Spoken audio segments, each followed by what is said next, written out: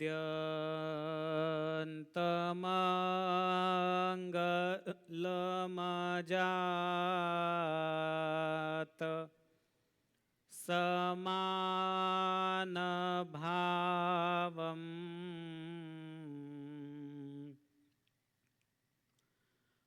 आर्यं तमीशमजरा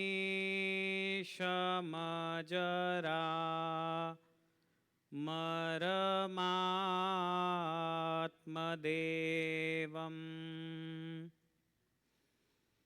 पञ्चाननं प्रबलपञ्चविनोदशीलम् सम्भावये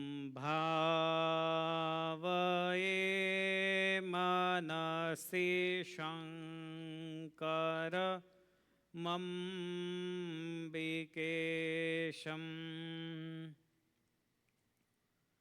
वर्णिवेशरमणीयदर्शनम् मन्दहासरुचिरा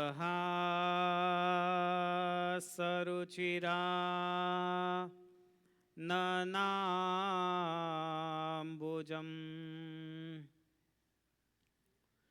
पूजितं सुरनरोत्तमैर्मुदा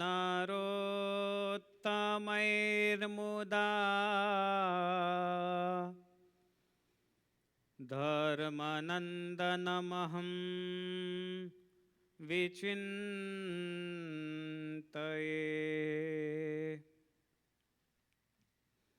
ॐ अवतारिणे श्री स्वामिनारायणाय नमो नमः।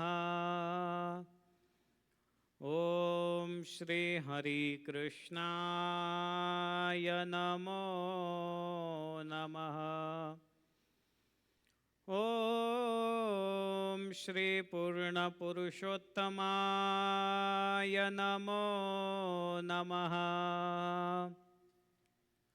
ॐ श्री सहजानंद स्वामिने नमो नमः। बोलो स्वामिनारायण भगवान की जय। श्री हरि कृष्ण महाराज की जय।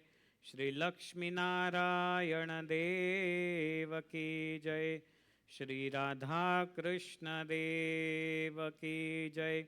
श्री सियावर रामचंद्र भगवान की जय। श्री सिद्धेश्वर महादेव की जय। श्री विघ्न विनायक देव की जय। श्री कष्टभंजन देव की जय। सर्वोच्च तीर्थ क्षेत्र श्री वड़ताल धाम की शिकागो स्थित यह शाखा श्री स्वामीनारायण मंदिर वड़ताल धाम पैलेटाइन में विराजमान संकल्प सिद्ध श्री हरिकृष्ण महाराज, श्री लक्ष्मी नारायण देव, श्री राधा कृष्ण देव, श्री सीताराम जी,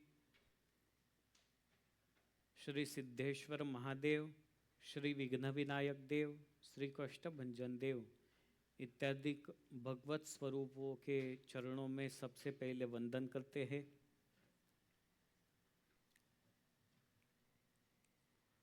आज की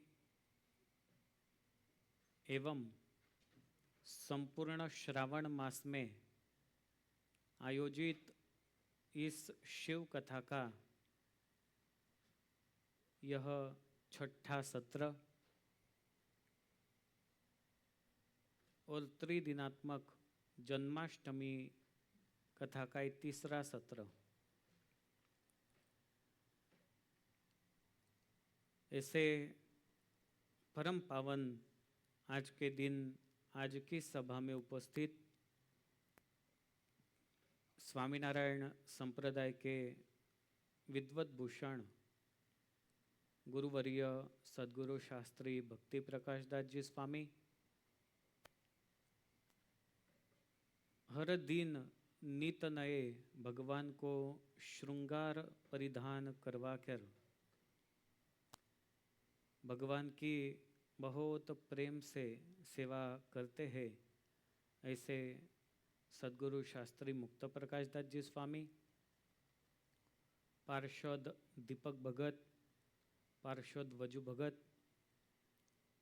एवं इस पावन सभा में आज के पवित्र दिन उपस्थित आप सभी भगवान के प्यारे भक्तजन सभी को जय स्वामीनारायण। मेरी आवाज़ बराबर आती है? एकदम क्लियर आती है? जय स्वामीनारायण। जय श्री कृष्ण बालकृष्ण। हर हर महादेव।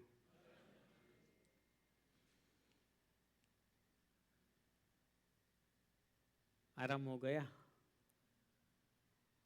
कल जन्माष्टमी के दिन 12:30 बजे तक बहुत आनंद किया। रास खेलने वाले रास खेल रहे थे, देखने वाले देख रहे थे, बैठने वाले बैठे थे, लेकिन सभी ने आनंद महसूस किया। कल तो ऐसा वातावरण निर्माण हुआ था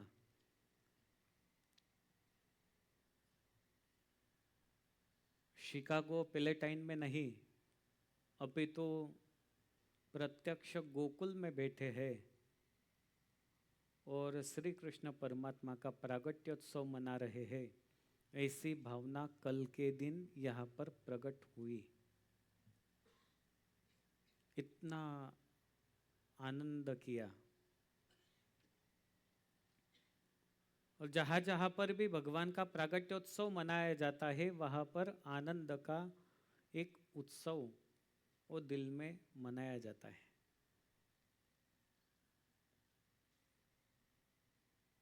आप सभी भक्तों का प्यार, भगवान के प्रति निष्ठा, सनातन धर्म के प्रति रुचि और भारतीय संस्कारों का निर्वहन करने की एक जिज्ञासा, ये सब चीजें जब इकट्ठा होती है तब किसी भी मंदिर का संचालन बहुत सरल होता है।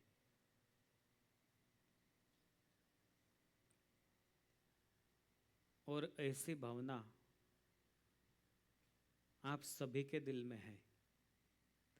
भाग्यशाली है वड़ताल धाम पैलेटाइन का सत्संग समाज, क्योंकि बहुत मंदिर होते हुए भी षडंगी संप्रदाय स्वरूप मंदिर मतलब वड़ताल धाम पैलेटाइन शिकागो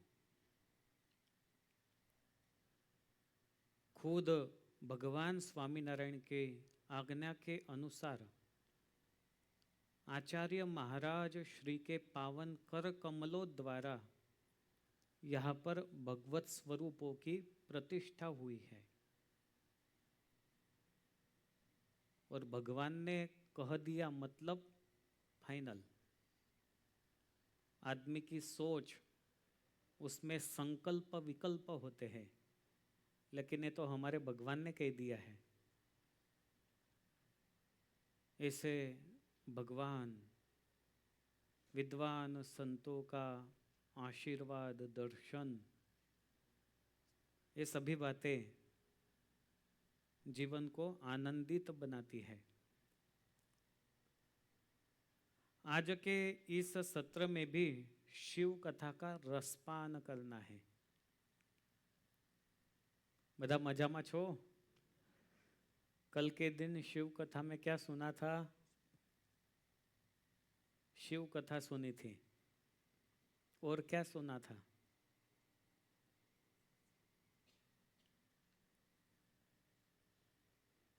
जटा तो पति गई करने, मुंडमाला बराबर है। एक बार जिन्होंने भी उत्तर दिया उनके लिए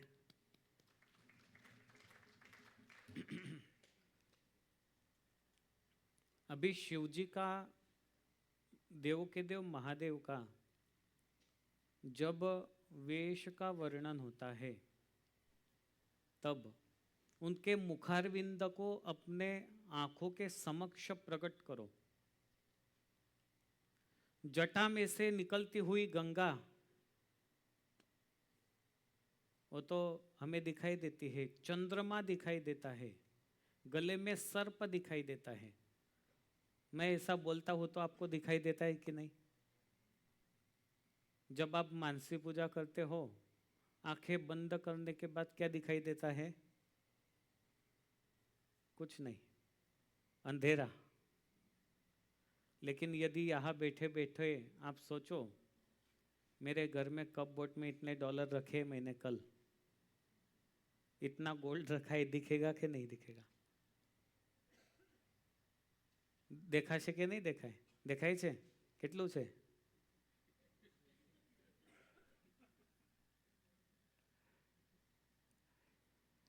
तो जब वो चीजें दिल में दिखाई देती है तो भगवान का स्वरूप भी दिल में दिखाई देना चाहिए।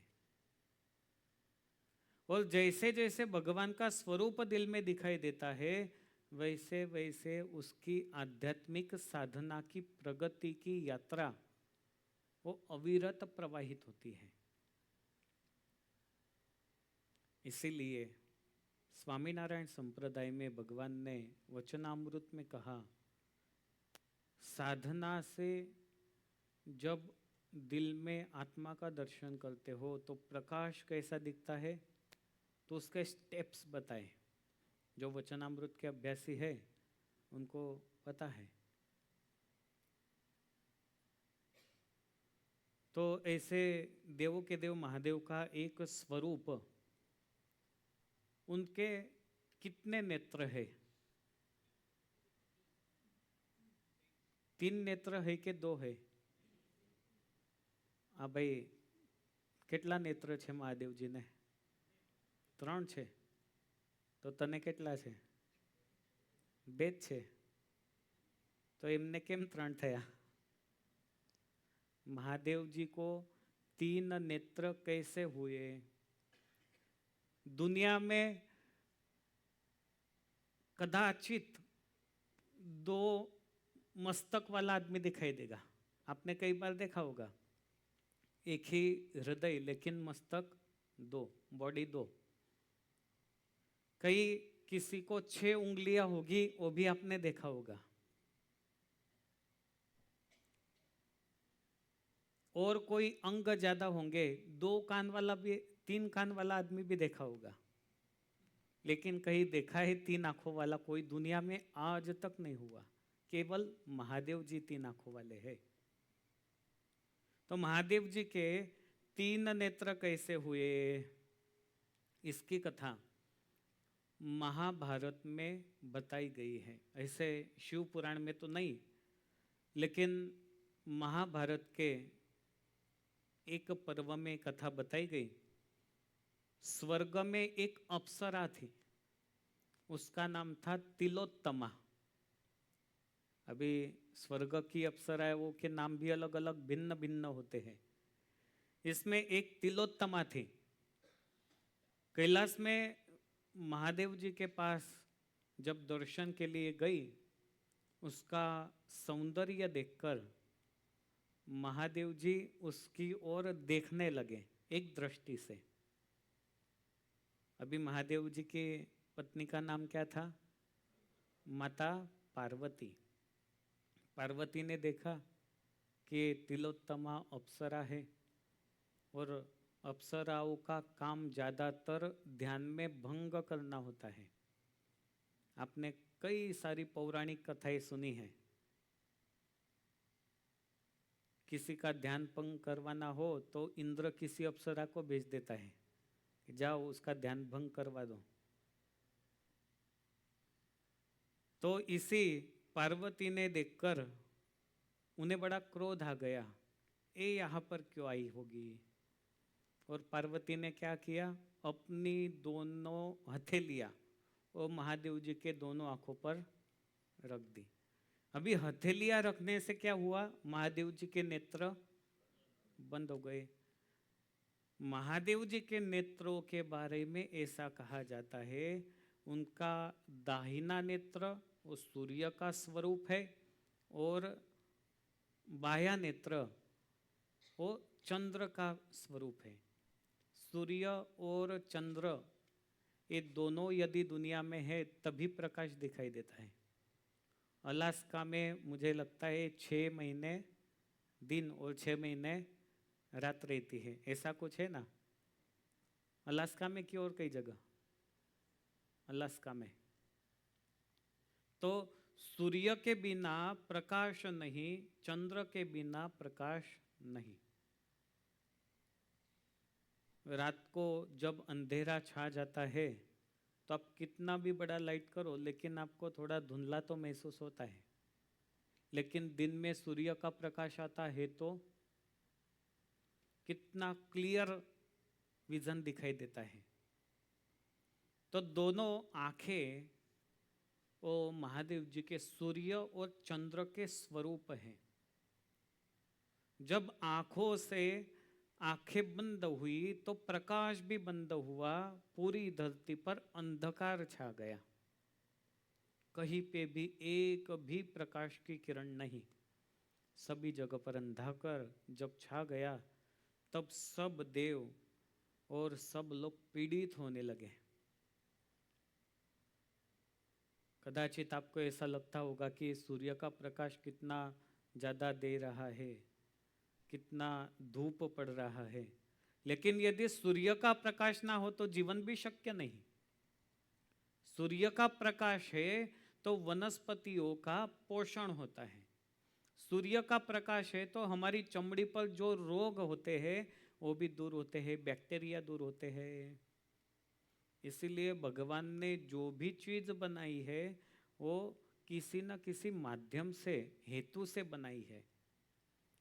आज आंखें बंद होने से चारों ओर जब अंधकार छाया, सबको पीड़ा महसूस होने लगी और महादेव जी के शरीर का जो प्रकाशमय तेज था वो अंदर नहीं समाया, तो कपाल में एक तीसरा नेत्र उत्पन्न हुआ और वहां से प्रकाश बाहर निकला। और तब से देवों के देव महादेव के 3 नेत्र हुए, इसीलिए उनके नाम हुए त्रिनयन और त्रिनेत्रधारी, ऐसे नाम हुए। ये शिव जी का जो तीसरा नेत्र है ना, वो जिंदगी में बहुत कुछ सिखाता है। सबसे पहले तो ये सिखाता है कि मनुष्य को केवल बाह्य जगत के ही नहीं अपितु अंतर जगत का भी देखना चाहिए। ચાલો તમને એક પ્રયોગ કરાવું, બધાનો હાથ ઊંચો કરો, જમણો હાથ। હવે એને આ આંગળી આમ આમ આમ આમ કરો, આંખો બંધ કરીને। આંખો પર નહીં, કપાળ ઉપર ધીમે ધીમે ધીમે કરવાની। શું થાય છે? क्या हुआ? कहीं घूमता हुआ लगता है ना आपको? घना ऊंधू फेरवे છે।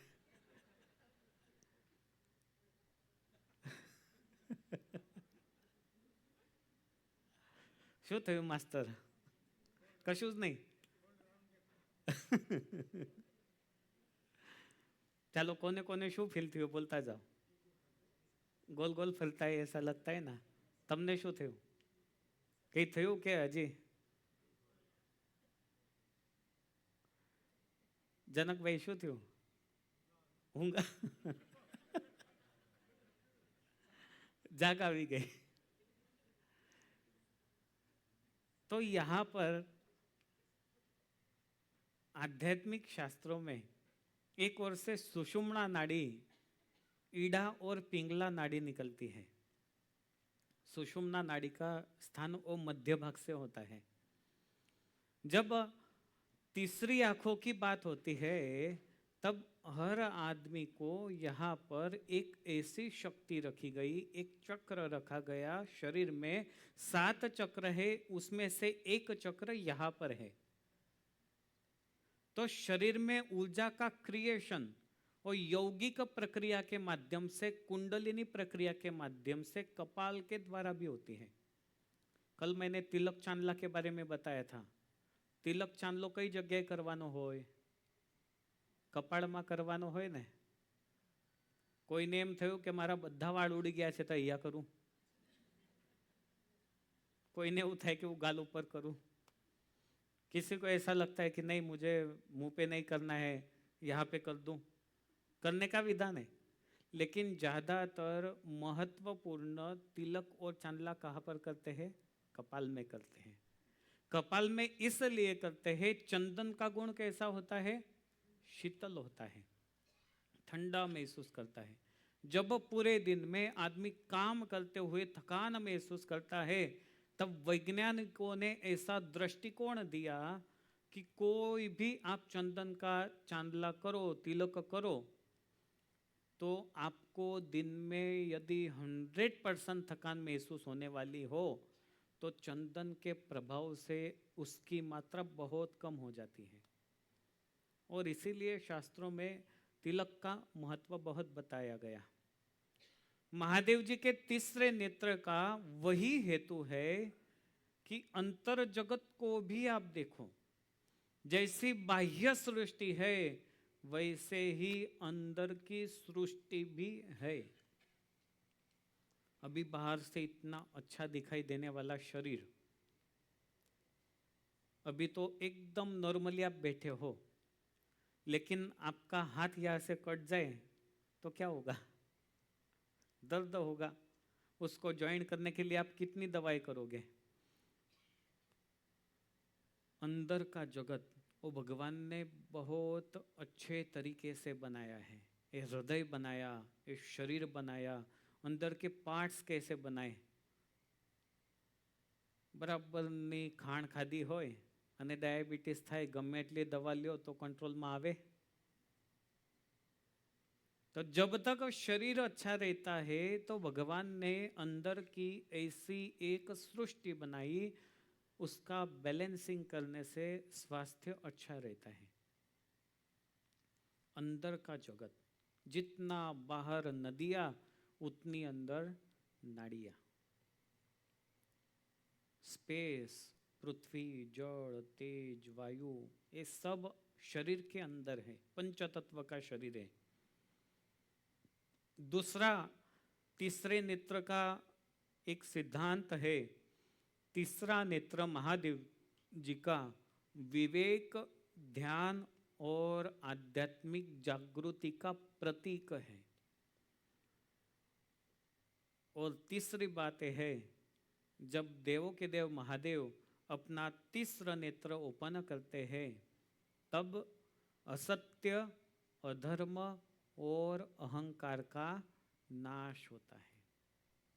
इसीलिए जब दोनों आंखें बंद होती है ना, तो तीसरी आंख ओपन होती है। अभी आपने कभी ऐसा ट्राई किया है? एक आंख बंद और एक खुली, ऐसा होता है किसी का? ऐसा आपको करना पड़ेगा, तभी एक खुली रहेगी। तो महादेव जी का तीनों आंखों का रहस्य बहुत सुहावना है। लेकिन तीसरे नेत्र के लिए एक कथा वो शिव पुराण में बताई जाती है। महादेव जी का तीसरा नेत्र क्यों और कब कैसे ओपन होता है? तो शिव पुराण में बताया गया, कश्यप पुत्र वज्रांग और उनकी पत्नी वरांगी। अभी आप इतना याद रखो, पति और पत्नी। आपको नाम तो याद ज़्यादा नहीं रहेंगे याद। तो उन्होंने शिव कृपा से एक पुत्र रत्न की प्राप्ति के लिए तपश्चर्या की। शिव जी उनके ऊपर प्रसन्न हुए और कहा, मांगो क्या चाहिए? शिव जी को कहते हैं, हमें एक प्रभावशाली, शक्तिशाली बालक चाहिए। अभी शिव कृपा से उन्हें एक शक्तिशाली बालक तो प्राप्त हुआ, उसके उत्पन्न होते ही चारों ओर उत्पात होने लगे। अभी प्रजापति कश्यप ने देखा कि अरे जैसे ही ये जन्मा हो तो बड़ा होने लगा, पर्वत जैसा शरीर होने लगा। आपके यहाँ बालक का जन्म होता है तो एकदम थोड़ा बड़ा होता है, धीरे धीरे धीरे बड़ा होता है। हाँ, यदि आप उसको बहुत ज़्यादा ब्रेड खिला दो तो वह बात अलग है। अभी यहाँ पर तो 9वीं कक्षा में पढ़ने वाला भी ऐसा दिखाई देता है कि 2 बच्चों का बाप हो गए, क्योंकि खाने पीने में हॉर्मोन्स ज़्यादा बढ़ते रहते हैं। लेकिन कश्यप प्रजापति ने उसका शरीर देखते हुए उसका नाम क्या रखा? तो शिव पुराण में कहा गया, अथ प्रजापतिर्नाम करोत्तस्यासुरस्य वै तारकेति विचार्यैव कश्यपो हि महौजशः। कश्यप प्रजापति ने उसका नाम तारकासुर रखा, असुर जैसा था, इसीलिए उसका शरीर बढ़ने लगा। अभी देखते देखते उसने निश्चय किया कि देवताओं पर मुझे विजय प्राप्त करना है, और देवताओं पर विजय प्राप्त करना कोई सरल कार्य नहीं था। इसके लिए उसे शक्ति भी इतनी चाहिए। जब आपके पास क्वालिफिकेशन हो तभी आप क्रिकेट खेल सकते हो, तभी आपको कोई मैच में बुलाएगा। जिसको बैट ही न पकड़नी आती हो उसको कोई बुलाएगा कि भाई उसका विषय ही नहीं है। तो देवताओं पर विजय पाने हेतु उसने सबसे पहले तपश्चर्या करने का निश्चय किया। देखो, तप शब्द का अर्थ है ना, बहुत समझने जैसा है। उन्होंने सबसे पहले अपने माता से आज्ञा मांगी कि माँ, मुझे पूरे जगत पर विजय प्राप्त करना है, आप मुझे आज्ञा दो, मैं तपश्चर्या करने के लिए वन की ओर जाऊंगा। ये कथा हमें यहाँ पर एक सिद्धांत अवश्य सिखाएगी कि तप से आध्यात्मिक और भौतिक क्षेत्र में सफलता अवश्य मिलती है। तप, ज्यादातर तप शब्द का उपयोग आप आध्यात्मिक क्षेत्र में लगा देते हो। अभी मैं आपसे पूछूं तो तप का अर्थ क्या है, तो आप क्या बोलोगे? ચાલો, તપ એટલે શું બોલતા જાઓ? તપ એટલે ઉપવાસ, બીજું તપ એટલે ધ્યાન ધરવું, તપ એટલે એકાગ્રતા કેળવવી। આ તો બધું બહુ નોર્મલી છે, लेकिन तप शब्द का अर्थ वो मैं आपको बताऊं तो ज्ञान और भक्ति की साधना ही तप कहलाता है। जैसे एकादशी व्रत का आप अनुष्ठान करते हो, आप सभी में से एकादशी कौन नहीं करता है? बोलो, भगवान के समक्ष निर्दोष भाव से हाथ खड़ा करो। क्या बात है, सभी करते हैं। दिलीप भाई, सारू कहवाय। एकादशी व्रत, तप का अर्थ वही होता है, तपः सत्यस्य मुखम। इसके अलावा उपनिषदों में ऐसा कहा गया, तैत्तरीय उपनिषद में तपश्च स्वाध्याय प्रवचनेच, मतलब गुरु जब शिष्य को उपदेश देते हैं, शिष्य का जीवन घड़तर करते हैं, तब बताते हैं तपश्च स्वाध्याय प्रवचनेच। और इस सूत्र को मैं आपको एक कथा के माध्यम से बताता हूँ। छांदोग्य उपनिषद में एक छोटी सी कथा है। इंद्र और विरोचन ये दोनों भी ब्रह्म ज्ञान प्राप्त करने के लिए प्रजापति के आश्रम में आए। समझना, क्या प्राप्त करने के लिए? ब्रह्म ज्ञान। अभी आप में से किसी को ब्रह्म ज्ञान प्राप्त करना है? ब्रह्म ज्ञान मतलब वचनामृत में जो बताया गया है वही। कई लोग कहते हैं स्वामी वचनामृत तो बहुत कठिन है। हमने कहा कब पढ़ते हो? तो सोने से पहले एक पढ़ लेते हैं। अभी जिनके लिए सरल है उनके लिए सरल है, जिनके लिए कठिन है उनके लिए कठिन है। एक इंटरेस्ट होना चाहिए कि सब कुछ हो सकता है। प्रजापति के आश्रम में ब्रह्म ज्ञान की प्राप्ति के लिए ये दोनों भी आए। प्रजापति को कहा, हे प्रजापति आप हमें ब्रह्म ज्ञान दीजिए, अभी के अभी दीजिए। प्रजापति कहते भाई अभी पे अभी आए हो, ऐसे कैसे ब्रह्म ज्ञान मिलेगा? आपको संवत्सरम संवत्स्यथ, 1 साल तक आपको यहाँ पर निवास करना पड़ेगा। तब इंद्र और विरोचन सोचने लगे कि अरे 1 साल तक इस कुटिया में रुकना। संत का आश्रम, संत की कुटिया कैसी रहती है? बहुत साधारण रहती है। तो यहाँ पर 1 साल तक कैसे रुकेंगे? तो इंद्र और विरोचन कहते हैं गुरुदेव हम तो आपके पास रुकेंगे, लेकिन हम हमारे साथ विश्वकर्मा को साथ लेकर आए हैं। विश्वकर्मा का काम क्या होता है? क्रिएशन करना, बंगला बनाना। गुरुदेव कहते हैं यहाँ पर चलेगा नहीं। इंद्र कहता है गुरुदेव लेकिन बंगला तो बनाना पड़ेगा, मैं इंद्र स्वर्ग का राजा हूँ। ब्रह्म ज्ञान प्राप्त करना हो तो आपको धरती पर सोना होगा, कुटिया में रहना होगा। यहाँ पर विश्वकर्मा का कुछ भी काम नहीं। ये तपोभूमि है, नीचे सोना पड़ेगा। बाद में इंद्र कहता है खाना पकाने के लिए मैं रसोईया भी साथ में लेकर आया हूँ, जो भी खाने की इच्छा हो उनको बोलूँगा। गुरु कहते हैं यहाँ पर वो भी चलेगा, यहाँ पर तो भिक्षा लेने के लिए जाना पड़ेगा, भिक्षा में जो मिलेगा वही खाना पड़ेगा, ये नियम है। इंद्र कहता है मैं अपनी सेवा के लिए नौकर भी लाया हूँ। गुरुदेव कहते हैं नौकर भी चलेंगे, खुद का काम खुद करना पड़ता है।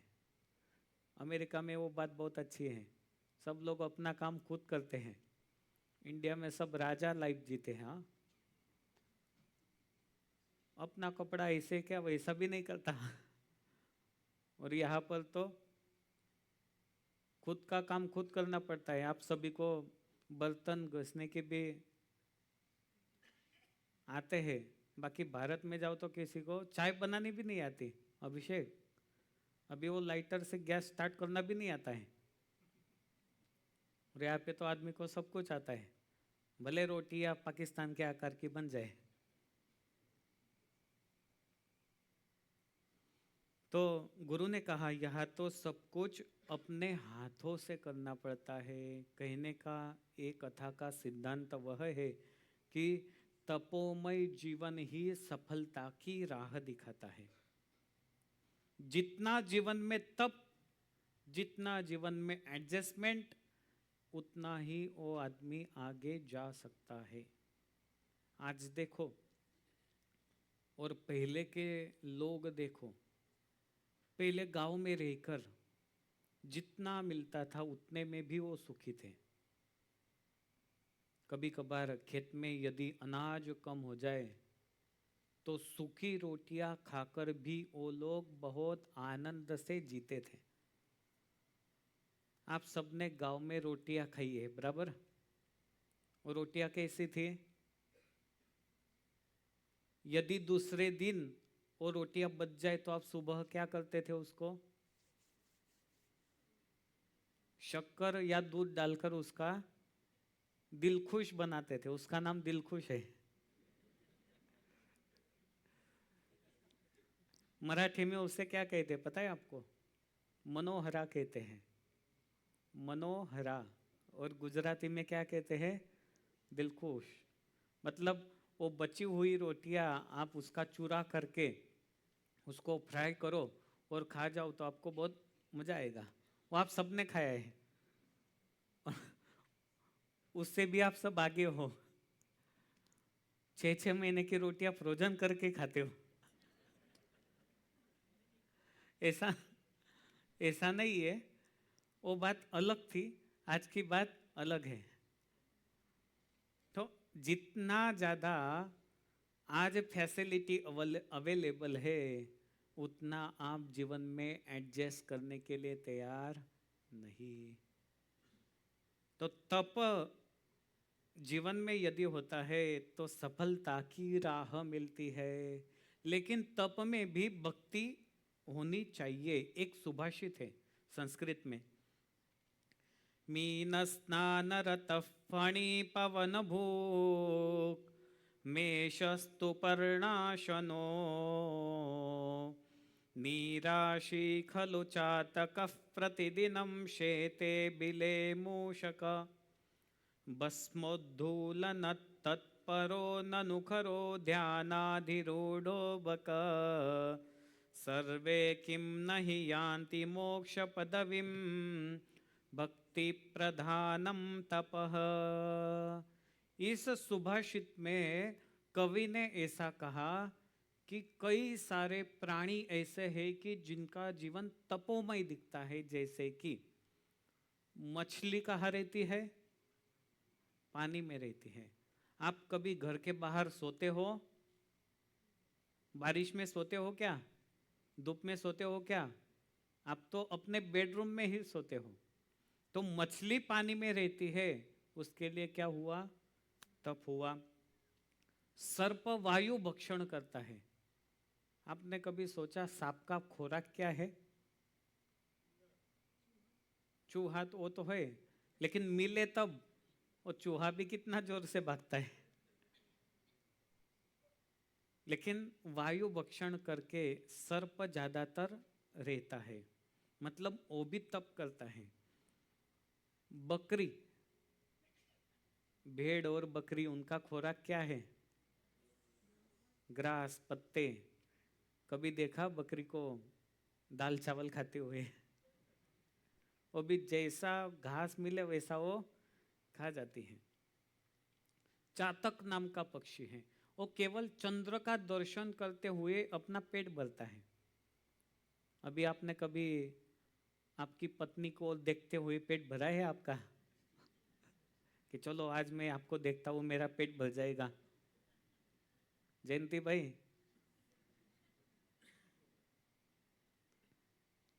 तो पेट भरने के लिए क्या करना पड़ता है? खाना पड़ता है। लेकिन चातक पक्षी उसका प्रेमी चंद्र की ओर देखते हुए अपना खुराक प्राप्त करता है। चूहा बिल में रहता है, वो तप है। गधा, गधा देखा है? डोंकी, डोंकी अपने शरीर पे धूल फेंकता है। उसके पीछे के पैर है ना, वो जमीन पे ऐसे घिसता है, उससे वो धूल अपने शरीर पे गिरती है। आपने कभी ऐसा किया मिट्टी में खड़े रहकर? चलो वो धूल अपने शरीर पे फेंकी। उसका एक स्वभाव है, वो अपने शरीर पे फेंकता है, मतलब वो भी तपश्चर्या करता है। बक, बगला, वो ध्यान करता रहता है पानी में खड़े रहकर, मतलब आंखें बंद करता है, लेकिन उसकी दृष्टि कहाँ पे रहती है? नीचे से जैसे मछली दिखाई दे, स्वाहा करता है डायरेक्टली। ये सब इतना तप करते हैं, फिर भी इनको मोक्ष पद नहीं है। क्योंकि तपमय जीवन होते हुए भी तप में भक्ति का होना अत्यंत जरूरी होता है। स्वामीनारायण संप्रदाय में भगवान स्वामीनारायण थे, तब एक संत थे, उनका नाम था खीमियानंद स्वामी। क्या नाम था? ये नया नाम है आपके लिए, बोलो क्या नाम था? खीमियानंद स्वामी। सुना है कभी किसी ने? खीमियानंद स्वामी नाम था। अभी स्वामीनारायण भगवान के वक्त कितने संत थे? 2000 से भी अधिक संत थे। उनमें से खीमियानंद स्वामी वो बहुत तपस्वी टाइप के संत थे, जीवन में तपश्चर्या बहुत करते थे। खाना पीना तप करना वो सब उनका एक स्वभाव था। एक दिन भगवान स्वामीनारायण ने देखा, अरे इतने तपस्वी संत है, तो मैं इन्हें अपने थाल की प्रसादी देता हूँ।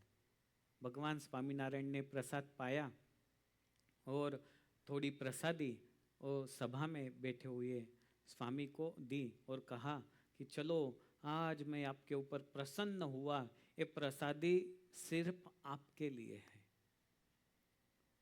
अभी मैं आपको सवाल पूछूं, उनको उनका कर्तव्य क्या था? प्रसाद ग्रहण करना था कि मना करना था? ग्रहण करना था। उन्होंने क्या किया होगा?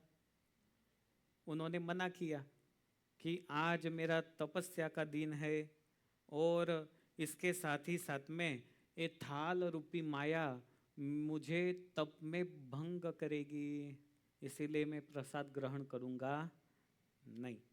उन्होंने प्रसाद लिया ही नहीं। तो भगवान ने प्रसन्नता से दिया। तप क्यों किया? भगवान की प्रसन्नता के लिए किया। पूर्ण पुरुषोत्तम नारायण भगवान उनके समक्ष है, उन्होंने प्रसाद दिया फिर भी लिया नहीं, मतलब प्रसन्न हुए कि कुप्रसन्न हुए? भगवान उनके ऊपर प्रसन्न हुए नहीं। और इसीलिए नरसिंह मेहता का एक बहुत सुंदर पद है, आप सभी भी उसको बोलते हैं। मारा हर जीशो है तन दिसे रे, तेने घेर शीद जइए, तेने संग शीद रहिए। आवड़े छे? नहीं आवड़તું? कई नहीं। नाम तणो विश्वास नयावे ने, ऊंडू ते ऊंडू शोधे रे। नाम तणो विश्वास आवे ने, ऊंडू ते ऊंडू शोधे रे। जानवी तीरे तरंगत जीने पछी, तटमा जईने कूप खोदे रे। तेने संग शीद रहिए, ते विना तेने भजिए। जानवी तीरे तरंगत जीने पछी, तटमा जईने कूप खोदे रे।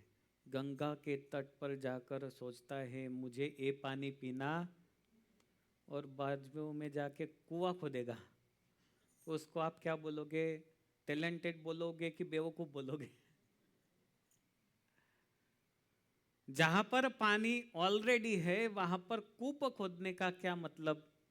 जहां पर भक्ति है, जहां पर भगवान है, जहां पर संत है, वहां पर उनकी आज्ञा का पालन न करते हुए खुद की बुद्धि का प्रयोग करना, उसे टैलेंटेड कहोगे या और कुछ कहोगे? मूर्ख कहोगे ना। तो तप में भक्ति की प्रधानता होना बहुत जरूरी होता है। कई लोग अपने जीवन में तप को प्रधानता देते हैं, देना ही चाहिए, लेकिन भगवान की आज्ञा और शास्त्रों के सिद्धांत का परिपालन करते हुए तप करना चाहिए। तप की मात्राएं अलग अलग होती है। तारकासुर वो तपश्चर्या करने के लिए वन में आया है, अभी उसने कितनी प्रखर तपश्चर्या की वो देखो। तारकासुर ने सूर्य की ओर दृष्टि रखते हुए अपनी दोनों भुजाएं आकाश में रखी, एक पैर और दूसरे पैर पे रखा और 100 साल तक तपश्चर्या की। कितने साल तक? तपनी माळा कोण कोण करे छे? કેટલા મિનિટ થાય? તપની માળા ખ્યાલ છે ને, પૂજામાં થાય 2 મિનિટ થાય ખાલી, પછી આમ તેમ ઘણા તો ટેકો દઈને પગ ઊંચો કરીને ઊભા રહે। तो 100 साल तक उन्होंने तपश्चर्या की। उसके बाद में और 100 साल पैर का अंगूठा धरती पर दबाते हुए सिर्फ पैर के अंगूठे पर खड़े रहकर तपस्या की। कितने साल तक? अभी गिनते जाना, कितने साल हुए टोटल? 200 साल हुए। उसके बाद के 100 साल उन्होंने जल पीकर तपश्चर्या की। कितने हुए? उसके बाद के 100 साल खाली वायु का पान करते हुए तपश्चर्या की। कितने साल हुए? 400। उसके बाद के 100 साल पानी में खड़े रहकर उन्होंने तपश्चर्या की। 500 हुए। उसके बाद के 100 साल ठंडिल पर रहकर उन्होंने तपश्चर्या की। कितने साल हुए? उसके बाद में अग्नि के बीच में रहकर उन्होंने तपश्चर्या की। 700 हुए। नीलकंठ वर्णी वेश में जब भगवान थे तब पंचाग्नि से अपने शरीर को तपश्चर्या करते थे। पंचाग्नि मतलब अपनी चारों ओर अग्नि को प्रज्वलित करके बीच में बैठकर तप करते हैं। अभी आप यज्ञ में बैठते हो, कई लोग ऐसे होते, आप तो सब अच्छे हो, मैंने देखा नहीं ऐसा, लेकिन कई जगह पर ऐसा होता है, मास्क लगाकर बैठते हैं। अभी यज्ञ में क्या मास्क लगाना? तो कितने साल की तपश्चर्या हुई उनकी? 700 साल की। और उन्हें ब्रह्मा देव की प्रसन्नता हुई नहीं तो नीचे मुख किया, ऊपर पैर कर दिए। मतलब दोनों हाथों पर खड़े रहकर उन्होंने तपश्चर्या की। कितने हुए? 800। फिर सोचा कि दोनों हाथ भी नहीं, एक हथेली के बल पर रहते हुए उन्होंने तपश्चर्या की। कितने साल हुए? 900। उसके बाद में 100 साल उन्होंने कैसे तपस्या की पता है? एक वृक्ष की शाखा, उस पे अपने दोनों पैर का आधार बनाया, नीचे मुख और नीचे हाथ, ऐसे 100 साल तक तपश्चर्या की। कितने हुए? 1100। इतनी अतिशय कठिन तपश्चर्या उन्होंने की। अभी आप सब तो 1 घंटा भी बराबर यहाँ पर नहीं बैठ सकते पूजा में।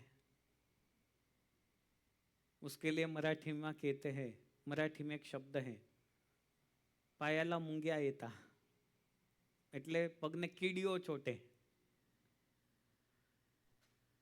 तो इतना कष्टप्रद तपस जब तारकासुर ने किया तब ब्रह्मदेव प्रसन्न हुए और कहा कि मांगो तुम्हें क्या चाहिए। तब तारकासुर ने 2 वर मांगे।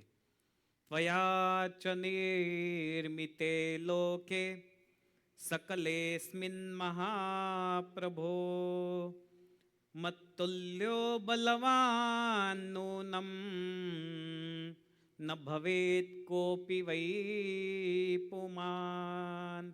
पहला वर मांगा, हे ब्रह्मदेव, यदि आप मेरे पर प्रसन्न हो तो मुझे वर दीजिए कि दुनिया में, संसार में मेरे जैसा शक्तिशाली कोई भी ना हो, सबसे ज्यादा शक्ति मुझे दीजिए। और दूसरा वर मांगा, शिववीर्य समुत्पन्नः पुत्रस्सेनापतिर्यदा भूत्वा शस्त्रं क्षिपन्मह्यं तदा मे मरणं भवेत्। अभी दूसरा वर है ना, उन्होंने बहुत चतुराई से मांगा कि हे ब्रह्मदेव, शिव जी के वीर्य से उत्पन्न हुआ बालक वो देवों का सेनापति बने और उसके शस्त्र से ही मेरी मृत्यु हो, ऐसा वर दीजिए। अभी इतना लंबा क्यों किया? क्योंकि जब उन्होंने यह वर मांगा तब पता था कि शिव जी की पत्नी सती वो दक्ष प्रजापति के यज्ञ में भस्म हो चुकी थी। अभी महादेव जी को पत्नी नहीं थी। जब तक पत्नी नहीं तब तक उन्हें पुत्र कैसे होगा? देखो कितना आगे का मांगा उन्होंने। मांगने की भी कला होती है। कोई प्रसन्न हो जाए और बोले कि क्या चाहिए तो मांगना भी आना चाहिए। जब तक पत्नी नहीं तब तक पुत्र नहीं, और महादेव जी अब शादी करने वाले नहीं थे, ये उन्होंने निश्चय किया था। तो ऐसे 2 वर मांगे और ब्रह्मदेव ने कहा तथास्तु। अभी शक्तिशाली होने से तारकासुर ने त्रिलोकी पर अपना साम्राज्य स्थापित किया। इंद्रासन डोलने लगा, इंद्र और देवों को हटा दिया। सभी जगह पर उन्होंने देवों की जगह पर असुरों का साम्राज्य प्रस्थापित किया है। सभी और देवता दौड़ने लगे, उनको दर्द होने लगा कि अब कहाँ जाए, क्या करे, कहाँ रुके। इतना शक्तिशाली असुर, ब्रह्मदेव ने तो इसको वरदान दे दिया, अब क्या करे। और सब देव इकट्ठा होकर फिर ब्रह्मदेव के पास आते हैं और उनकी स्तुति करते हैं। कहते हैं, ब्रह्मदेव आपने तो उसे वरदान दिया, लेकिन अब हमारा क्या। और ब्रह्मदेव ने फिर उन्हें सांत्वना दी है और बाद में शिव जी के पास उन्हें भेजने का प्रस्ताव दिया है। फिर आगे की कथा तो बहुत लंबी है, अगले सत्र में हम श्रवण करेंगे, लेकिन शॉर्ट में बता दूं तो शिव जी के पास गए, लेकिन शिव जी का ध्यान भंग कौन करेगा। कामदेव को प्रस्थापित किया। कामदेव ने शिव जी का तपश्चर्या भंग करने का प्रयत्न, शिव जी का तीसरा नेत्र ओपन हुआ और कामदेव वहाँ पर भस्म हो गया। तो इसी तरह से शिव जी के कितने नेत्र है? 3। आगे की कथा नेक्स्ट सत्र में हम थोड़ी विस्तृत सुनेंगे। अगले सत्र में महादेव जी का नृत्य, वो तांडव क्यों है, महादेव जी का वाजिंत्र वो क्या है, डमरू वो क्यों है, महादेव जी ने त्रिशूल क्यों धारण किया, ये कथाएं सब अगले संडे सुनेंगे। अभी भगवान नाम के साथ कथा को समाप्त करते हैं। जय स्वामीनारायण। हर हर